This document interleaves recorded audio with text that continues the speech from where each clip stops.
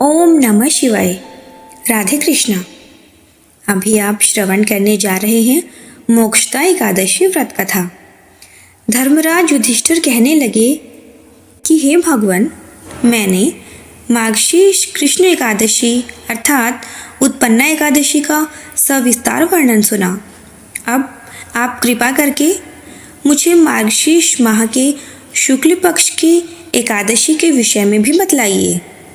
इस एकादशी का क्या नाम है तथा इसके व्रत का क्या विधान है, इसकी विधि क्या है, इसका व्रत करने से किस फल की प्राप्ति होती है, कृपया यह सब विधान पूर्वक कहिए। भगवान श्री कृष्ण बोले, मार्गशीर्ष माह के शुक्ल पक्ष में आने वाली इस एकादशी को मोक्षदा एकादशी कहा जाता है। यह व्रत मोक्ष देने वाला तथा चिंतामणि के समान सब कामनाएं पूर्ण करने वाला है, जिससे आप अपने पूर्वजों के दुखों को खत्म कर सकते हैं। इसका महात्म्य मैं तुमसे कहता हूँ, ध्यानपूर्वक सुनो। गोकुल नाम के नगर में वैखानस नामक राजा राज करता था। उसके राज्य में चारों वेदों के ज्ञाता ब्राह्मण रहते थे।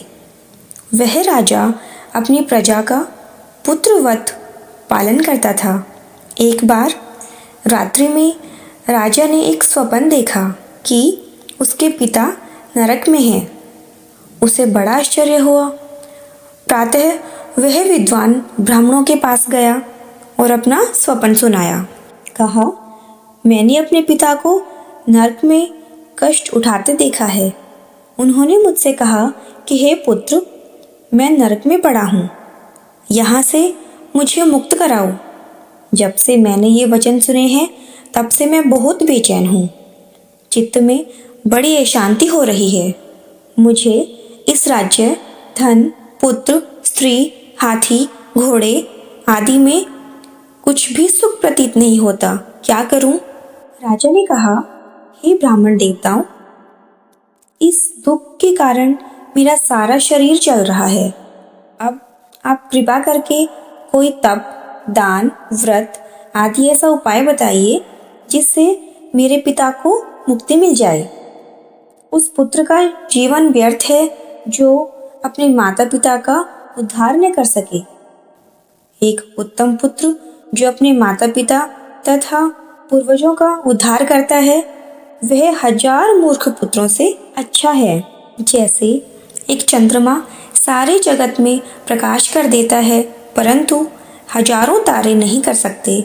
ब्राह्मणों ने कहा, हे राजन, यहाँ पास ही भूत, भविष्य, वर्तमान के ज्ञाता पर्वत ऋषि का आश्रम है।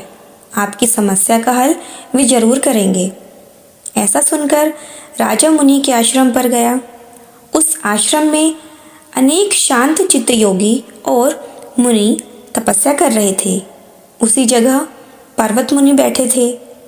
राजा ने मुनि को साष्टांग दंडवत किया।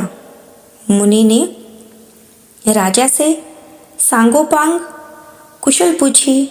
राजा ने कहा कि महाराज, आपकी कृपा से मेरे राज्य में सब कुशल हैं, लेकिन अकस्मात मेरे चित्त में अत्यंत अशांति होने लगी है। ऐसा सुनकर पर्वत मुनि ने आंखें बंद की और भूत विचारने लगे। फिर बोले, हे राजन, मैंने योग के बल से तुम्हारे पिता के कुकर्मों को जान लिया है।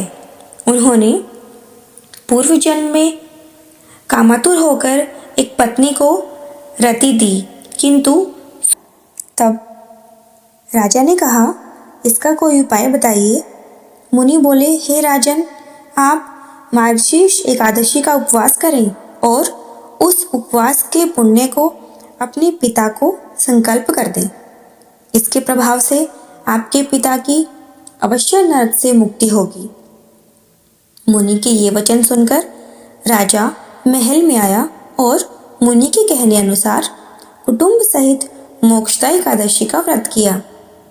इसके उपवास का पुण्य उसने पिता को अर्पण कर दिया। इसके प्रभाव से उसके पिता को मुक्ति मिल गई और स्वर्ग में जाते हुए वे पुत्र से कहने लगे, हे पुत्र, तेरा कल्याण हो। यह कहकर स्वर्ग चले गए। मार्गशीर्ष माह की शुक्ल पक्ष की मोक्षदा एकादशी का जो व्रत करते हैं उनके समस्त पाप नष्ट हो जाते हैं। इस व्रत से बढ़कर मोक्ष देने वाला और कोई व्रत नहीं है। इस दिन गीता जयंती मनाई जाती है और साथ ही यह धनुर्मास की एकादशी कहलाती है। अतः इस एकादशी का महत्व कई गुना और भी बढ़ जाता है। इस दिन से गीता पाठ का अनुष्ठान प्रारंभ करें तथा थोड़ी देर गीता अवश्य पढ़ें। जय श्री कृष्णा। हमारे चैनल से जुड़ने के लिए आप हमारे चैनल हिंदुत्व हमारी पहचान को सब्सक्राइब कर सकते हैं। धन्यवाद।